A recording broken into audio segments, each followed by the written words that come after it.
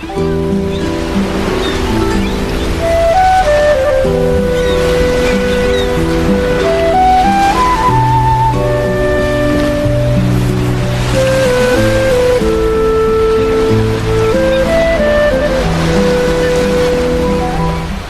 teman-teman, selamat malam.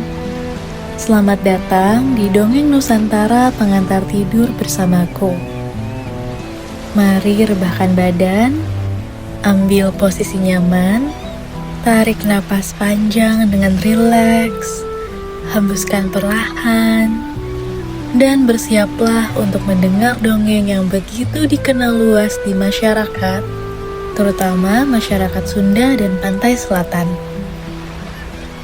Malam ini, kita akan berlayar dalam cerita menuju sebuah kerajaan besar di tanah Sunda pada masa lampau. Ada sebuah kerajaan bernama Pakuan Pajajaran.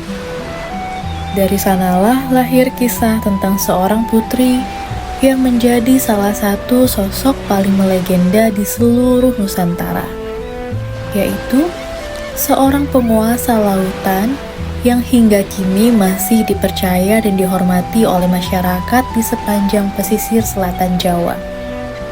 Namanya Nyi Roro Kidul, yang juga dikenal dengan gelar Kanjeng Ratu Kidul, Sang Ratu Pantai Selatan. Tapi, ada satu catatan kecil sebelum kita mulai dalam kisah ini. Dalam versi yang paling banyak dituliskan di buku-buku cerita rakyat Nusantara, ayah dari sang putri disebut sebagai Prabu Siliwangi, nama yang juga dikenal luas dalam catatan sejarah Kerajaan Pajajaran. Namun, karena Prabu Siliwangi adalah tokoh yang tercatat dalam prasasti dan sejarah nyata, dan kisah yang akan kita dengar malam ini adalah legenda dengan unsur-unsur yang bercampur antara sejarah dan mitos. Malam ini, kita akan memanggil sang raja dengan nama Prabu Munding Wangi. Sebuah nama yang juga sering dipakai di banyak versi dari dongeng ini. Anggap saja ini nama panggung dalam cerita kita, supaya kita bisa menikmati kisahnya sebagai dongeng murni tanpa mencampur adukan dengan sosok bersejarah yang sesungguhnya. Tarik selimutmu, pejamkan mata perlahan-lahan, ambil posisi nyamanmu, dan mari kita mulai. Pada zaman dahulu kala, di tanah Sunda yang begitu subur dan juga makmur, berdirilah sebuah kerajaan besar bernama Pakuan Pajajaran. Kerajaan ini dipimpin oleh seorang raja yang gagah dan berwibawa, bernama Prabu Munding Wangi. Di bawah kepemimpinannya, Pajajaran menjadi kerajaan yang begitu disegani. Sawah-sawah menghampar hijau begitu subur. Sungai-sungai jernih mengalir dari pegunungan dengan ikan yang berlimpah. Rakyat pun hidup dalam kedamaian, juga kebahagiaan. Sebagaimana lazimnya seorang raja pada masa itu, Prabu Munding Wangi memiliki lebih dari satu istri di istananya. Namun, di antara semua istrinya, ada satu permaisuri yang begitu dicintainya melebihi yang lain, yaitu seorang perempuan yang lembut hatinya, bijaksana tutur katanya, dan begitu setia mendampingi sang raja dalam suka maupun duka. Karena kedudukannya yang istimewa inilah, ia dikenal di seluruh istana dengan sebutan Permaisuri Kinasih. Seorang permaisuri yang paling dikasihi, disayangi oleh raja. Permaisuri Kinasih ini pun melahirkan seorang putri yang kecantikannya begitu istimewa. Bahkan, bisa dikatakan kecantikan putri ini melebihi kecantikan ibundanya sendiri. Putri itu diberi nama Kadita. Sejak kecil, Kadita tumbuh dengan penuh kasih sayang. Tidak hanya dari ibundanya, tetapi juga dari ayahandanya sendiri. Prabu Muningwangi begitu menyayangi Kadita. Kecantikan yang dimiliki Kadita serta kelembutan hatinya begitu mengingatkan Prabu pada sang permaisuri Kinasih yang begitu ia cintai. Setiap kali Kadita berjalan-jalan di taman istana atau bermain di antara kolam-kolam teratai, seluruh penghuni istana akan berhenti sejenak karena terpukau oleh cahaya kecantikan yang seakan terpancar langsung dari dalam diri Kadita. Seperti yang sudah diperkirakan, Kadita tumbuh menjadi seorang putri yang bukan hanya sekedar cantik parasnya, tetapi juga baik hatinya. Sifatnya begitu lembut dan ramah juga penyayang. Sesederhana, ia gemar menyapa para dayang dan pengawal istana dengan begitu ramah, tidak pernah memandang rendah siapapun, dan sering menghabiskan waktu untuk duduk berdampingan dengan ibundanya sembari mendengarkan kisah-kisah dan petuah yang diwariskan turun-temurun dalam keluarga kerajaan. Namun, kasih sayang yang begitu besar yang diberikan Prabu Muningwangi kepada permaisuri Kinasih dan putrinya, lambat laun menumbuhkan benih kecemburuan di antara istri-istri lain sang raja, beserta putra-putri mereka. Hampir dari mereka semua merasa iri melihat betapa Kadita dan ibundanya begitu dicintai, sementara mereka sendiri seolah berada dalam bayang-bayang kasih sayang yang tidak pernah setara.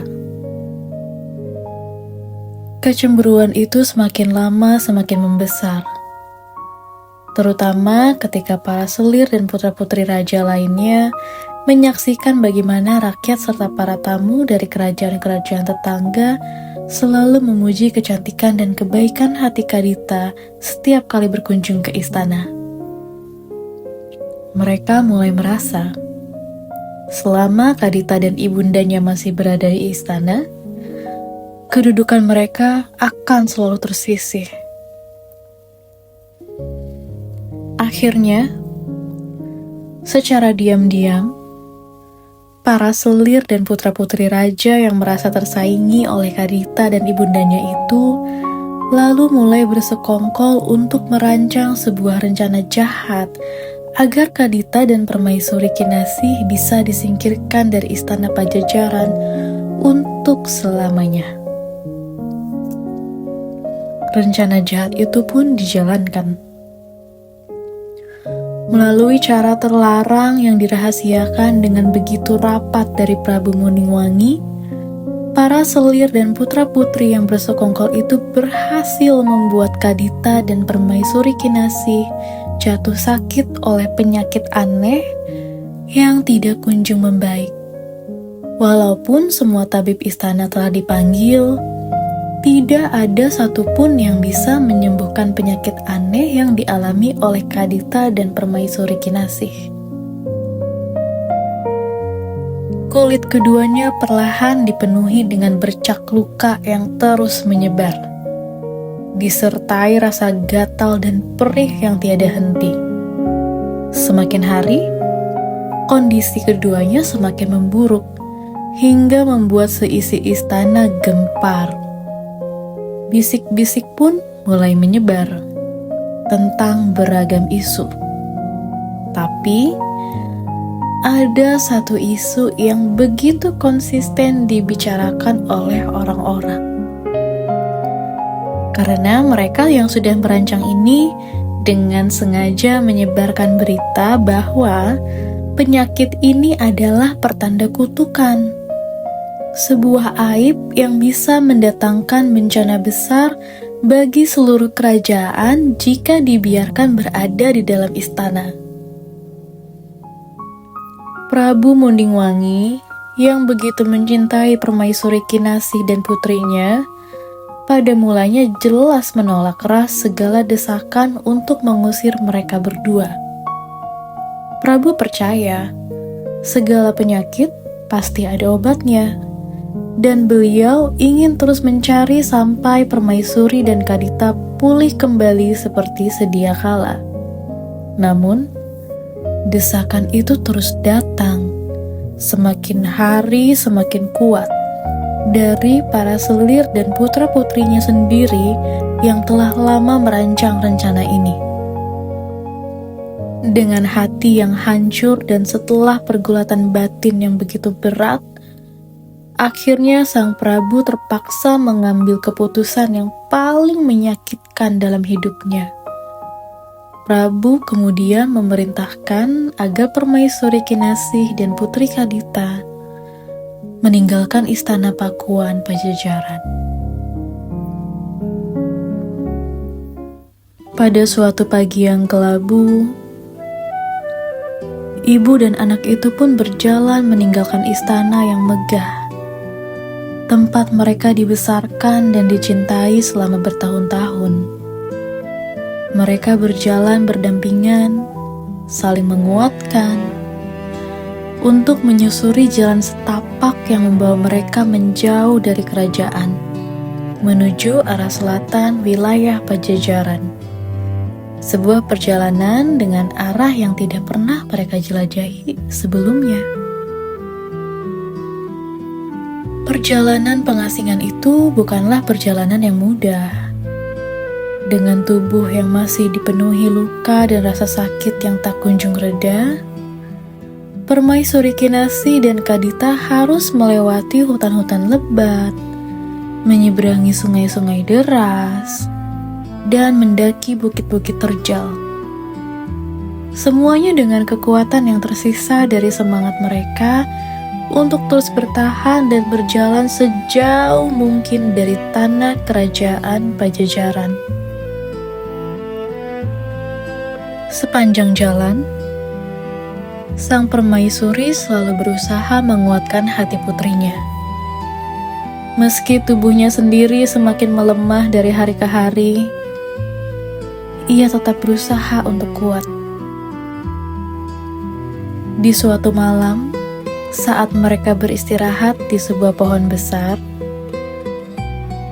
Permaisuri berpesan pada Kadita agar tidak pernah membenci ayahnya. Permaisuri Kinasih menekankan bahwa Prabu Mundingwangi hanya seorang raja yang terjebak di antara cinta dan tanggung jawabnya kepada kerajaan. Kadita tidak kuasa membantah ibundanya. Ia hanya memperhatikan kondisi ibundanya yang kian melemah. Penyakit yang telah lama menggerogoti tubuh sang permaisuri, ditambah dengan lelahnya perjalanan panjang itu, akhirnya tidak bisa lagi ia lawan. Di tengah perjalanan menuju selatan, sebelum mereka sempat menemukan tempat untuk beristirahat dan sembuh, Permaisuri Kinasih menghembuskan napas terakhirnya di pelukan putrinya sendiri. Jauh dari istana yang pernah menjadi rumah nyaman dan aman bagi mereka. Kadita menangis sejadi-jadinya, memeluk jasad ibundanya di tengah hutan yang sunyi, merasa begitu sendirian dan kehilangan arah. Namun, setelah menguburkan ibundanya dengan penuh hormat seorang diri, tanpa ada seorang pun yang menemaninya lagi, Kadita bangkit dan melanjutkan perjalanannya itu.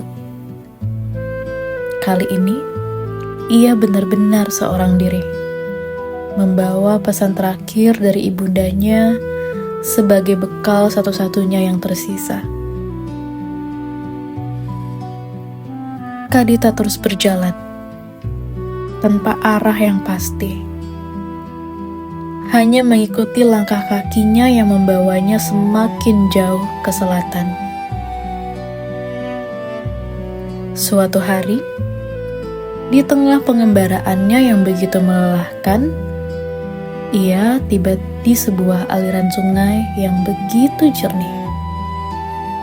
Tanpa ragu, Kadita meneguk air sungai itu sepuas-puasnya, menyegarkan tenggorokannya yang kering karena perjalanan panjang. Merasa air sungai itu begitu menyejukkan, Kadita akhirnya memutuskan untuk menyusurinya, mengikuti aliran ke arah hulu. Dalam perjalanan itu, ia menemukan beberapa mata air yang menyembur deras dari celah-celah bebatuan. Airnya hangat, berbeda dari air sungai biasa. Karena penasaran, Kadita mendekat dan memutuskan untuk berendam di sana. Berharap dengan air hangat itu bisa sedikit meredakan rasa perih dari luka-luka tubuhnya. Kadita pun memutuskan untuk menetap sementara waktu di dekat sumber air panas itu. Jauh dari keramaian, seorang diri. Ia menghabiskan hari-harinya dengan merendam tubuhnya yang penuh luka di dalam air hangat itu, sembari melatih kanuragan. Sebuah olah kekuatan diri dan ketahanan batin yang sejak kecil ia pelajari sedikit demi sedikit dari para guru istana. Hari demi hari, minggu demi minggu berlalu.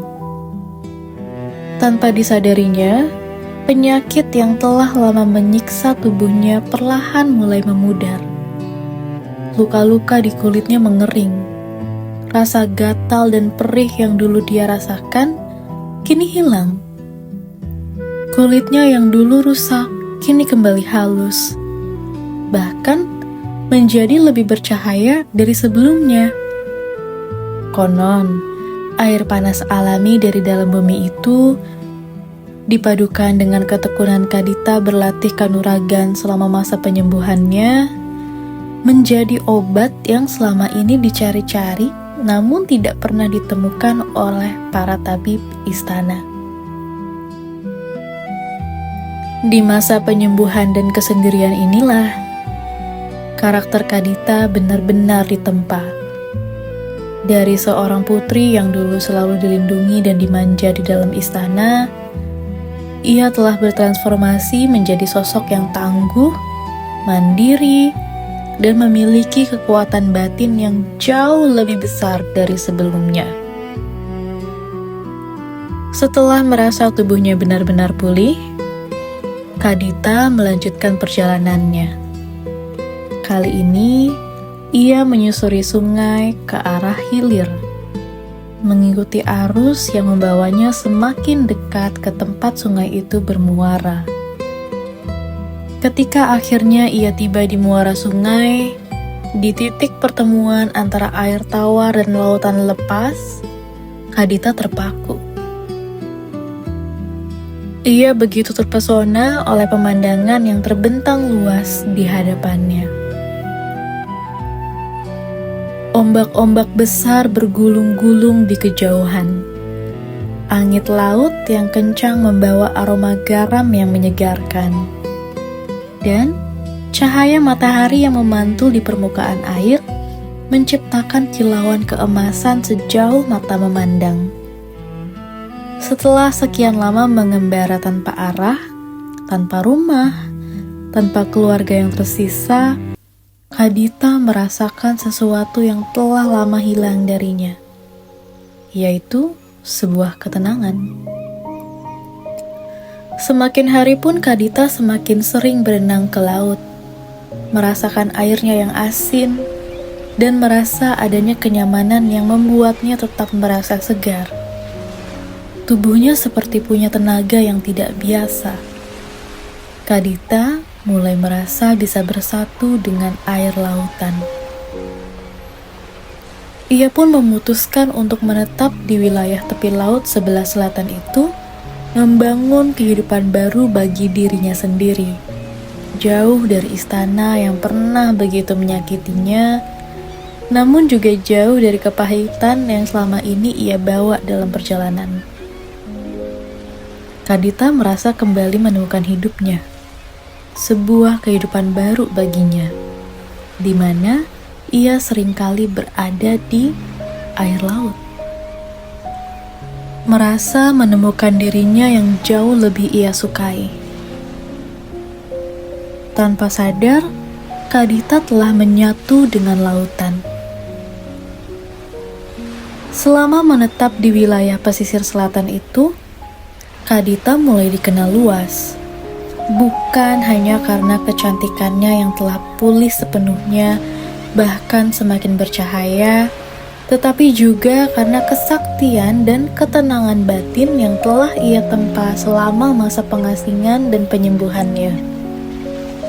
Berkat kanuragan yang telah ia latih bertahun-tahun, dipadukan dengan kedekatannya yang begitu erat dengan lautan yang telah menjadi rumah barunya, Kadita perlahan mampu menguasai gelombang dan arus di sepanjang perairan selatan Jawa. Kabar tentang sosok perempuan sakti dan cantik jelita yang menguasai wilayah selatan itu menyebar hingga ke berbagai kerajaan di tanah Jawa. Banyak pangeran dari kerajaan-kerajaan berbeda tergerak untuk menemui Kadita dikarenakan kabar tentang kecantikan dan kesaktiannya. Para pangeran ini mulai berdatangan dengan niat untuk melamarnya. Namun, Kadita yang telah belajar banyak dari kepahitan hidupnya tentang apa itu kepercayaan yang salah tempat, kecemburuan, dan pengkhianatan ternyata bisa menghancurkan seseorang yang paling ia cintai, Kadita tidak dengan mudah menerima lamaran siapapun. Kadita selalu memberikan syarat yang sama kepada setiap pangeran yang datang, yaitu mereka harus lebih dulu mengalahkannya dalam pertarungan di tengah gelombang Laut Selatan sebelum ia bersedia mempertimbangkan pinangan mereka. Satu demi satu, para pangeran yang penuh percaya diri itu mencoba peruntungan mereka. Namun kesaktian Kadita di wilayah kekuasaannya sendiri, di tengah ombak yang begitu ia kenali dan kuasai, tidak pernah sekalipun berhasil dikalahkan. Sesuai kesepakatan, setiap pangeran yang kalah tidak dibunuh maupun diusir, melainkan diangkat menjadi pengawal setianya, bergabung ke dalam wilayah kekuasaannya yang semakin luas dan kuat. Dengan cara inilah, Kadita akhirnya diakui secara luas sebagai penguasa mutlak seluruh perairan pantai selatan Pulau Jawa, dan mendapatkan gelar yang kelak dikenal turun-temurun hingga hari ini sebagai Kanjeng Ratu Kidul, yang berarti Ratu Agung Penguasa Wilayah Selatan, atau lebih akrab disebut masyarakat luas sebagai Nyi Roro Kidul. Seiring berjalannya waktu, kekuasaan dan pengaruh Nyi Roro Kidul semakin dikenal luas, bukan hanya di kalangan penghuni lautan, tetapi juga di kalangan para raja dan pemimpin kerajaan-kerajaan besar di tanah Jawa, termasuk kerajaan Mataram yang saat itu tengah berjuang memperluas dan mengukuhkan kekuasaannya. Dikisahkan, ada seorang pemimpin muda dari Mataram bernama Panembahan Senopati, yang tengah berjuang mendirikan kerajaannya, diberi petunjuk oleh gurunya untuk melakukan perjalanan spiritual menuju Lautan Selatan, tempat bersemayamnya kekuatan besar yang dipercaya bisa membantu perjuangannya itu. Senopati pun menjalankan petunjuk itu, menghanyutkan dirinya dari aliran Kali Opak, mengikuti arus hingga akhirnya tiba di kawasan pesisir selatan yang dikenal dengan nama Sawangan.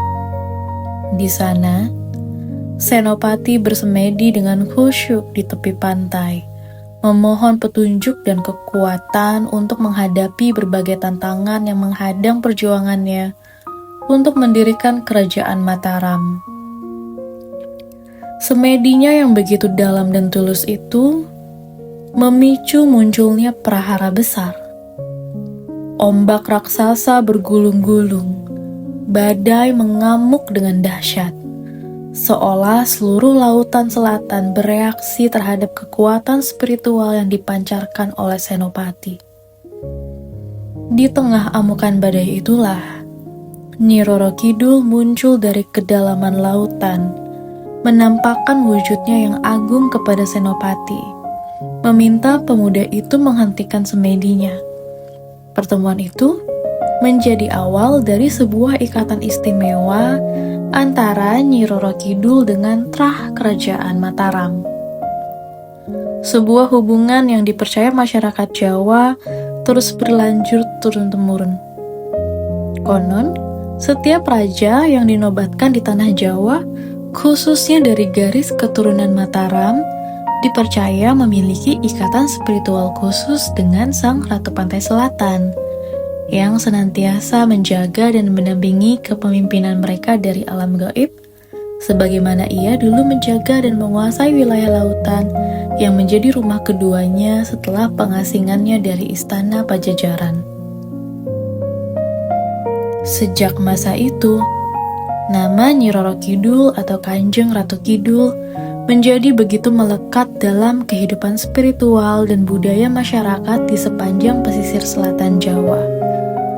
Berbagai tempat, mulai dari Pantai Parangtritis di Yogyakarta, Pelabuhan Ratu di Sukabumi, hingga Pangandaran di Jawa Barat, dipercaya menjadi titik-titik yang memiliki hubungan erat dengan kekuasaan Sang Ratu Laut. Masyarakat pesisir, terutama para nelayan yang menggantungkan hidup mereka pada hasil laut, hingga hari ini masih rutin mengadakan berbagai upacara adat sebagai bentuk penghormatan kepada Nyi Roro Kidul.